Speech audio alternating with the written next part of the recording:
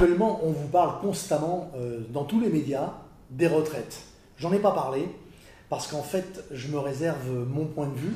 Et le point de vue que j'ai du mal à vouloir et avoir envie de l'exprimer parce qu'il va à l'envers de tout ce qu'on peut imaginer.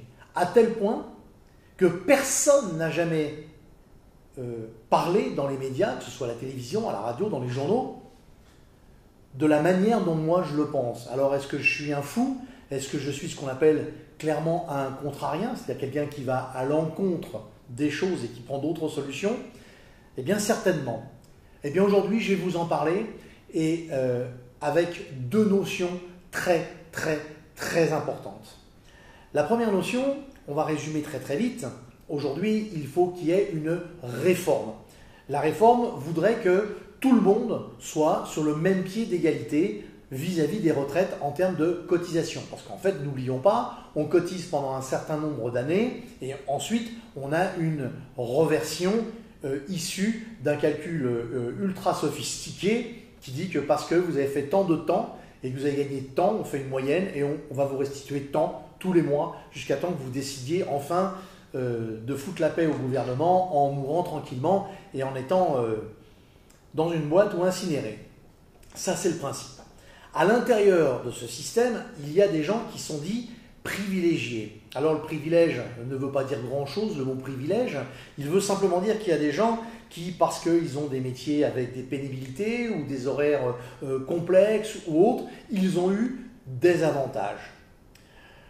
Les avantages ne me gênent pas non plus que ça, parce qu'en réalité, avoir des avantages, eh bien c'est peut-être qu'on les a mérités ou que le système a fait qu'on les ait mérités. Néanmoins, il y a des choses qui sont quand même incroyables. Quelqu'un qui est salarié ou dans le libéral va travailler 23 ou 25 ans, voire même peut-être beaucoup plus maintenant, et on va calculer sa retraite sur cette moyenne-là. Le monde des fonctionnaires, lui, on va calculer sur les 6 derniers mois. Et effectivement, au cours de ces 6 derniers mois, bien souvent, 7 ou 8 mois avant, on offre une promotion qui est le privilège du système et qui font que on se retrouve avec un indice ou un coefficient, appelez ça comme vous voulez, supérieur, et les 6 derniers mois, eh bien, ils vont être nettement meilleurs. Pourquoi pas? Moi, ça ne me gêne pas. Certains ont voulu le faire au mérite. Je ne comprends pas, il n'y a pas de mérite. On travaille, on choisit son travail, on fait ce qu'on a à faire, et puis à la fin, eh bien, effectivement, on doit toucher une retraite. Alors, la grande colère de l'ensemble des gens qui ont des avantages, j'appelle pas ça des privilèges, puisque c'est le résultat de fonctions très précises, mais les gens qui ont ces avantages-là, ils ne veulent pas les perdre, et non seulement je le comprends, je l'entends, mais je l'accepte. Je suis tout à fait d'accord avec eux. Il y a eu des bagarres avec des grèves, des machins, des ceci, des cela, pour aboutir à des avantages. Il n'y a pas de raison de priver ce monde-là de ses avantages. Ben oui, mais...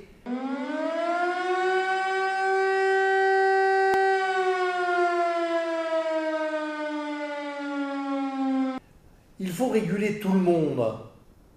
Mais dites-moi, dans le monde notamment des fonctionnaires, sur lequel on calcule sur les 6 derniers mois, il est très souvent dit que ces gens, eh bien c'est un peu normal, puisque du fait qu'ils ne sont pas salariés, ils n'ont pas les mêmes évolutions à l'intérieur du système social, et que leur revenu, il est quasiment stagnant tout au long de leur carrière. Ce que je conçois et ce que je comprends également, et que j'entends très bien. Maintenant, dites-moi, la personne qui se lance dans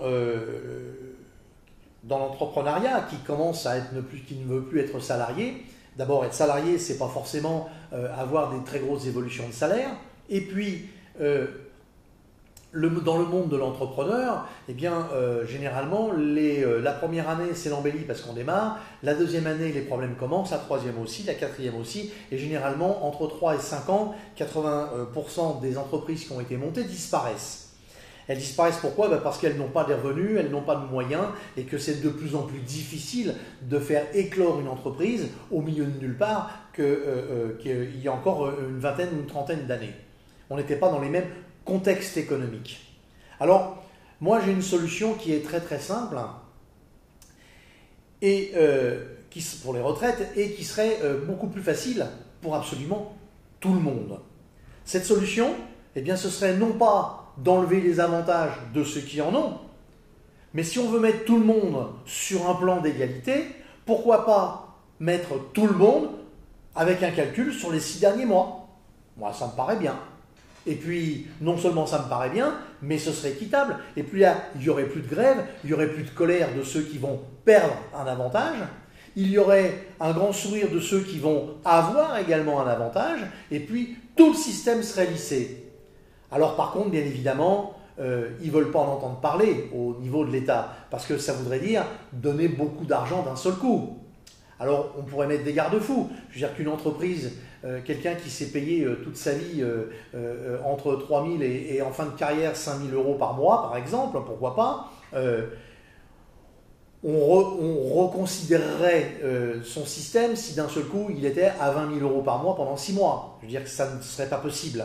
Et à l'intérieur même d'une entreprise, comme il y a bien évidemment des bilans, cet argent-là, il aurait été obligé de mettre, il doit être mis de côté, donc il serait mis de côté, mais il paierait de l'impôt parce que ce serait du bénéfice. Donc techniquement, ce serait quasiment impossible de pouvoir pouvoir tricher à ce niveau-là. Donc de toute façon, ce serait là, pour une fois, nettement équitable. Mais enfin bon, je suis un contrarien, et puis je suis un petit peu utopiste.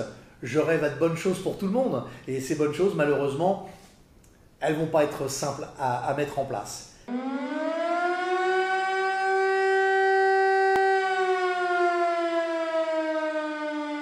D'ailleurs, à ce sujet, il y a la deuxième partie, c'est si ces choses ne sont pas mises en place, et elles ne le seront pas comme moi je le pense, ou que j'estime qu'elles devraient être, eh bien il est clair que beaucoup de gens vont souffrir de ces nouveaux calculs, et bien évidemment du rabotage des avantages qui ne se fera d'une manière ou d'une autre, de gré ou de force. On a bien vu, les gilets jaunes, on a laissé les choses s'éroder jusqu'à temps qu'elles deviennent un peu simplistes. Et bien aujourd'hui, maintenant, malheureusement d'ailleurs, le samedi c'est un petit peu la journée détente, et puis les gilets jaunes, ils sont là ou ils sont pas là, ils sont plus dans les ronds-points, ils sont plus nulle part, et malheureusement, ils ne sont toujours pas entendus. Et nos systèmes disent toujours, aujourd'hui, quand on parle notamment des gilets jaunes, et puis des grèves et des manifestations pour les retraites, on ne parle pas du sujet de la retraite, on ne parle pas du sujet de la grève, on ne parle que d'une seule chose, les fameux Black Blocs qui viennent, qui s'insèrent et qui cassent tout. Parce que ça, c'est important qu'ils cassent tout. On empêche l'économie de tourner, on empêche les autres amis de payer. C'est un petit peu d'ailleurs dans le même état d'esprit que l'ACRE qu'on veut transformer au nom des entrepreneurs. Les auto-entrepreneurs avaient depuis 1 an récupéré des avantages à travers l'ACRE. Aujourd'hui, on tient essentiellement à leur supprimer, ou du moins la réduire énormément, alors que quelqu'un qui ne crée pas une société mais qui démarre en tant qu'entrepreneur, c'est qu'il n'a pas forcément des gros moyens. Alors effectivement, c'est un véritable souci, et c'est donc pour ça que dans très peu de temps, je vais faire quelque chose.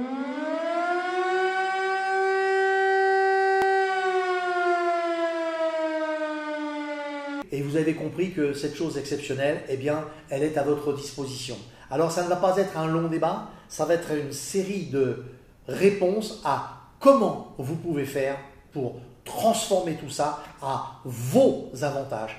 Qu'est-ce que vous soyez étudiant, que vous soyez salarié, que vous soyez mère au foyer, que vous soyez célibataire, que vous soyez divorcé, que vous soyez syndicaliste, que vous croyez dans un Dieu ou en un autre, que vous soyez une couleur ou d'un autre, eh bien ça c'est fait pour vous. Donc ne procrastinez pas, ne remettez pas les décisions, parce que on se dit souvent, si j'avais su, je l'aurais fait. Le comment va être expliqué à ce moment-là. Donc je vous dis à très vite, ne loupez pas votre place, il n'y en a pas beaucoup, et croyez-moi, ça va être du lourd, parce que je vais vous ouvrir les portes de ce qui va vous permettre de peut-être tout transformer à votre niveau si rien ne change de l'autre côté. Et si j'ai une certitude, c'est que de toute façon, actuellement, rien ne va changer, sauf une chose. La pression va devenir de plus en plus forte. Alors je vous dis à mardi prochain.